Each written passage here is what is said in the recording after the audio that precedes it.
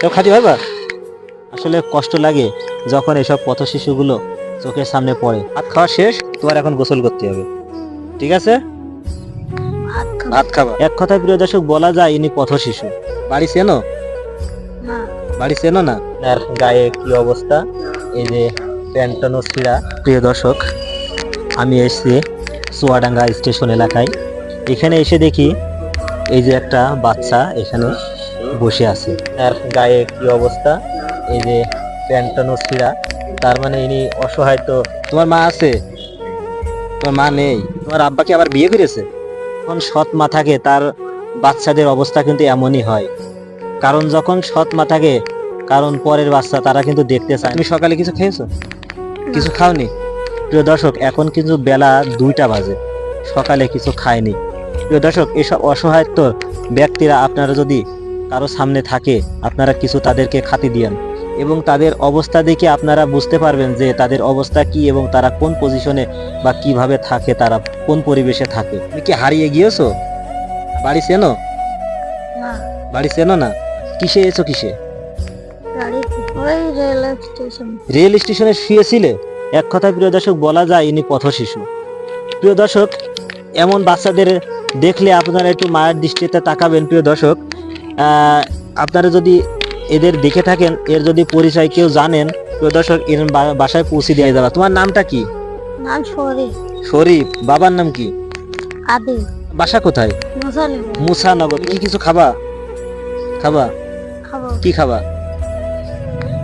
ভাত খাবা। দর্শক, এসব বাচ্চারা যদি আপনাদের সামনে বেঁধে থাকে, এসব পথ শিশুদের আপনারা একটু সাহায্য করেন। প্রিয় দর্শক, বর্তমানে দেখুন তার কি অবস্থা।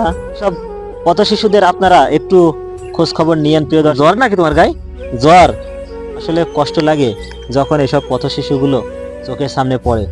যখন একবার বলেছে যে আমি সকালে খাইনি, এখন দুপুর 3টা বাজে, জ্বর, জামা কাপড় ভালো নেই, তার প্যান্টটাও ছিঁড়া, এইভাবে। প্রিয় দর্শক, আসলে কিছু বলার নেই। প্রিয় দর্শক, কেউ খাতি ভাইবা? পানি নিয়ে আসা গেছে? প্রিয় দর্শক, এসব অসহায় ব্যক্তিরা যদি আপনাদের সামনে বেঁধে থাকে, প্রিয় দর্শক, আপনারা একটু হলেও তাদের দুমুঠো ভাত ব্যবস্থা আপনারা করে দিয়েন। প্রিয় দর্শক, আর ভিডিওটি আপনারা দ্রুত শেয়ার করে দিয়েন যাতে এই বাচ্চাটি তার বাপ মায়ের কাছে যেতে পারে। যদিও বা তার মা নেই, স্টেশনে রাত্রি যাপন করেছে গত রাত, আজকেও হয়তো তার ভাগ্য আবার সেই স্টেশনেই হয়ে যাবে। সে একটা পথ শিশু, সে হয়তো সকালে সে খায়নি। সকালে আমার তরফ থেকে তার আমি সামান্য কিছু দিয়ে একটু পেট ভরানোর ব্যবস্থা করছি। প্রিয় দর্শক, আমার যতটুকু সাধ্য হয়েছিল। প্রিয় দর্শক, ছেলেটি তার বাপ মায়ের কাছে ফিরে যেতে পারে। সে স্টেশনে থাকবে, চুয়াডাঙ্গা রেল স্টেশনে সে থাকবে।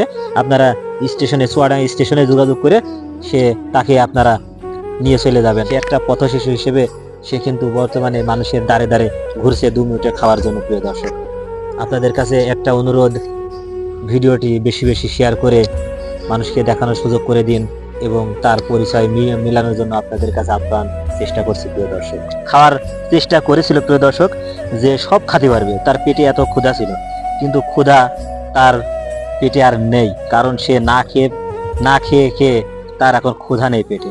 দেখুন ভাতগুলো দেখাও, কতটুকু ভাত আছে দেখাও। এই যে এতগুলো ভাত এখনো রয়ে গেছে। প্রিয় দর্শক, তা ভাতগুলো কি করবে? আর খাবা না? আর খাবা না? শোনো, ভাত খাওয়া শেষ, তোমার এখন গোসল করতে হবে, ঠিক আছে? এখন তাকে গোসল করানো হবে প্রিয় দর্শক, যাতে সে একটা মানুষের মতো হতে পারে। প্রিয় দর্শক।